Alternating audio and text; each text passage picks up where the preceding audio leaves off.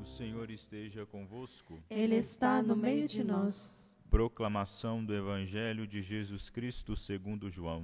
Glória a vós, Senhor. Havia um chefe judaico, membro do grupo dos fariseus, chamado Nicodemos, que foi ter com Jesus de noite e lhe disse: Rabi, sabemos que vieste como mestre, da parte de Deus.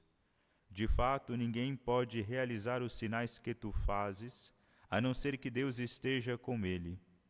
Jesus respondeu: em verdade te digo, se alguém não nasce do alto, não pode ver o reino de Deus. Nicodemos disse: como é que alguém pode nascer se já é velho? Poderá entrar outra vez no ventre de sua mãe? Jesus respondeu: em verdade te digo, se alguém não nasce da água e do Espírito, não pode entrar no reino de Deus. Quem nasce da carne é carne, quem nasce do Espírito é Espírito. Não te admires por eu haver dito: vós deveis nascer do alto. O vento sopra onde quer, e tu podes ouvir o seu ruído, mas não sabes de onde vem nem para onde vai. Assim acontece a todo aquele que nasceu do Espírito. Palavra da salvação. Glória a vós, Senhor. Caríssimos irmãos e irmãs, o que hoje Nosso Senhor diz aqui para Nicodemos, que era um fariseu, é algo muito significativo, né? É uma provocação que nosso Senhor Jesus faz para ele, que já era um homem velho, um homem versado nas coisas daquela santa religião, um homem inteligente, porque ele já conseguiu fazer o link entre as profecias, entre a Sagrada Escritura, e Sagrada Escritura que na época de Nicodemos, saibamos, é só o Antigo Testamento. Ele conseguiu fazer o link entre as Sagradas Escrituras e a pessoa de Jesus, reconhecendo nele aquele mestre que veio da parte de Deus. Mas Jesus está dizendo para ele: olha, não é só isso, né? Você já deu um passo, você tem um conhecimento, já ouviu dizer, e agora você conseguiu reconhecer a mim, não é? Jesus como sendo o mestre que veio da parte de Deus, mas tem mais alguma coisa. O que Jesus veio trazer não é apenas um conhecimento, uma doutrina que é mais elevada do que a doutrina antiga, não. Muito pelo contrário, como o nosso Senhor mesmo disse: eu não vim abolir a lei, eu não vim abolir aquilo que foi dito antes de mim, mas eu vim dar pleno cumprimento a tudo isso que foi dito antes de mim. Cristo veio para ensinar o povo de Deus a se comportar como o povo de Deus de fato, porque não estavam fazendo mais isso, né?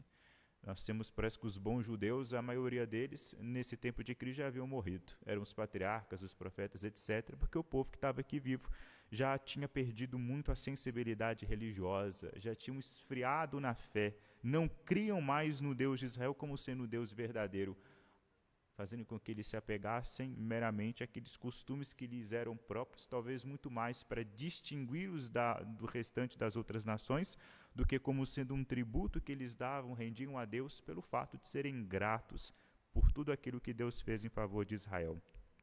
Há de fato um resto de Israel aqui que crê em Cristo, do qual a Santíssima Virgem fazia parte, que ela, no seu Magnificat, quando ela é exaltada por Isabel, ela vai pegar tudo aquilo que foi dirigido a ela como exaltação e vai empurrar para Deus. Não, a minha alma engrandece o Senhor. E ali ela vai narrar tudo aquilo que Deus fez em favor do povo santo de Deus, o povo de Israel, mostrando que ela tinha fé, mas era uma de um grupo muito pequeno.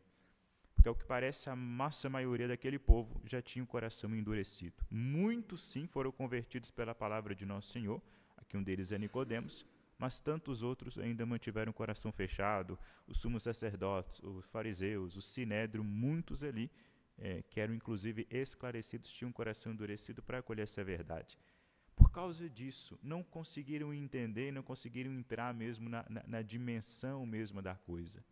Tem um livro, é um romance, mas conta a história de um monge, fala da fundação daquela vertente, se não me engano, dos cistercienses, né, da outra vertente dos beneditinos, fala da história de São Roberto, e um dos capítulos do livro é Linhas Paralelas Não Se Cruzam, para dizer que São Roberto ele tinha uma dificuldade muito grande de ser compreendido pelos seus subalternos, né, pelos seus súditos ali, os monges que estavam sob o báculo dele, né?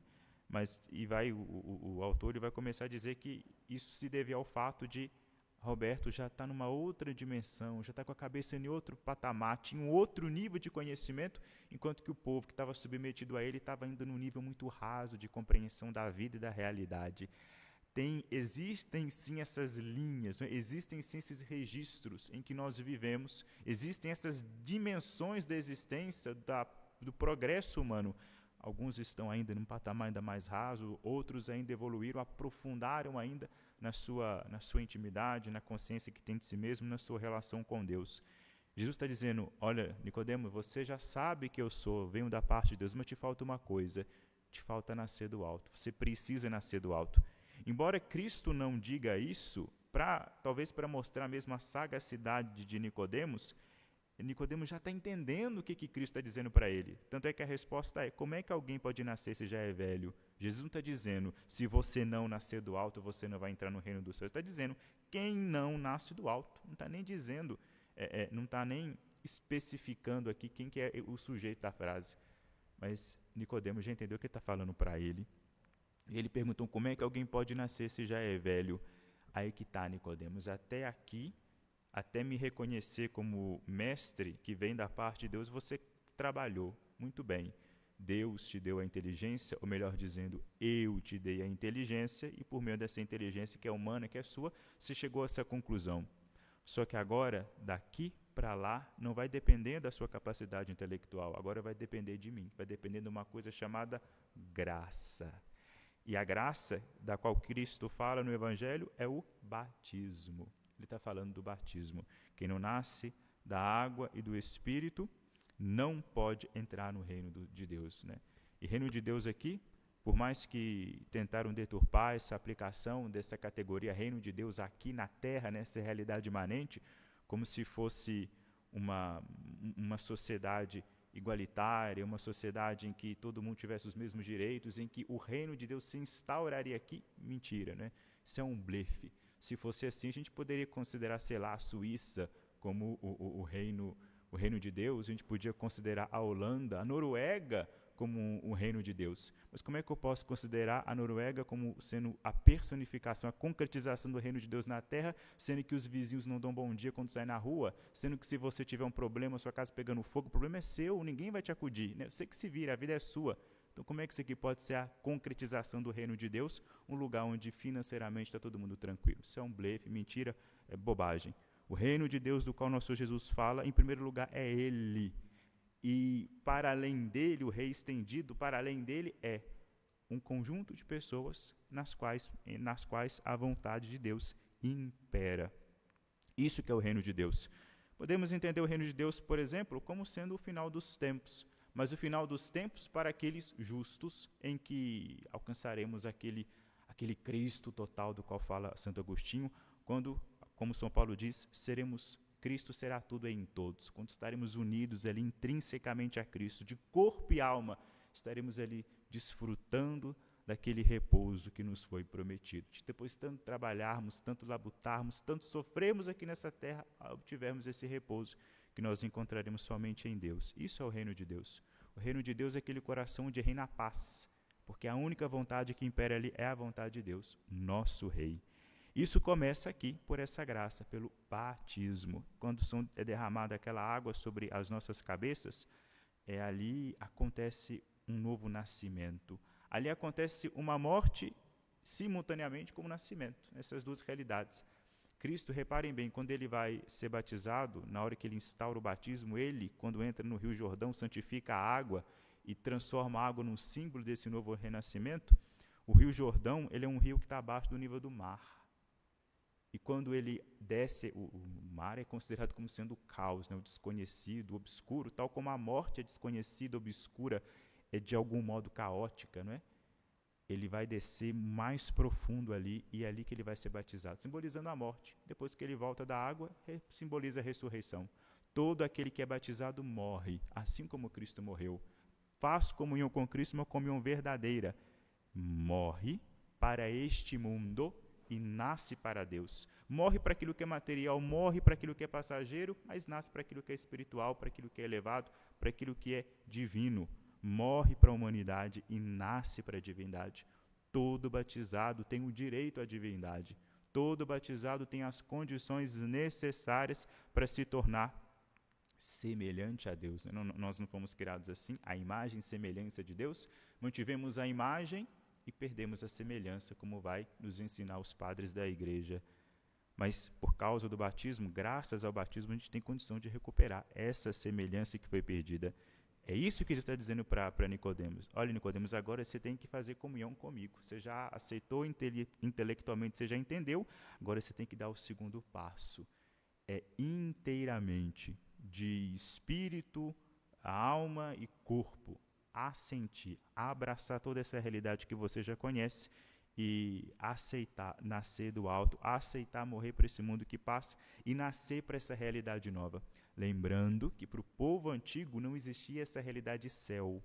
Para ele era a mansão, era a vida aqui e a mansão dos mortos. A mansão dos mortos era um lugar onde, inclusive, vão dizer que não sabiam se ali Deus olhava. Tanto é que o salmista vai se perguntar, por acaso há na mansão dos mortos quem louve a Deus? Ou seja, o nome de Deus ainda é conhecido lá no reino dos mortos, o reino onde tudo se esquece, vai cantar o salmista. Mas a novidade é essa. Com Cristo não tem reino dos mortos. Inclusive, é o próprio Deus que vai descer no reino dos mortos e vai resgatar o povo que ali estava. Agora existe essa realidade nova, o céu, o repouso de Deus, não é? Deus, ele descansou no 7º dia. Para o judeu era só isso, bastava. O 7º dia é onde Deus descansa.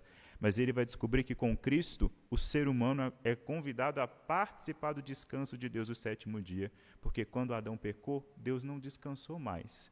Inclusive, no encontro belíssimo de Jesus com a samaritana, antes de conversar com ela, o evangelista vai dizer que Jesus se cansou andando nesse mundo para fazer o bem, como diz o evangelho, ele se cansa. A novidade que ele vem dizer é esta, né?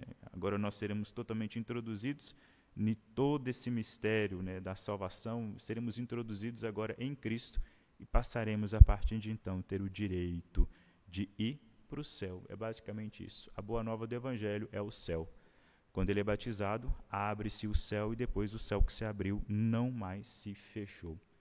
Que nós sejamos gratos por tudo isso, né, que nós alcançamos de Deus, pela misericórdia dele, pelos méritos dele, pela bondade dele, não nossa.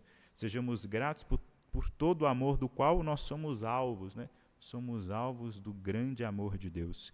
E que assim, gratos, esforcemos ao menos um pouco para satisfazer a vontade de Deus, para retribuir com o nosso sacrifício diário, da vida cotidiana, sem muita coisa exagerada, mas com os nossos pequenos sacrifícios do dia a dia, vivendo dia após dia, um dia após o outro, cumprindo as nossas obrigações, que nós assim, sem reclamar, sem murmurar, esperançosos, né, dessa graça, consigamos alcançar aí a vida eterna, o céu que a nós foi prometido.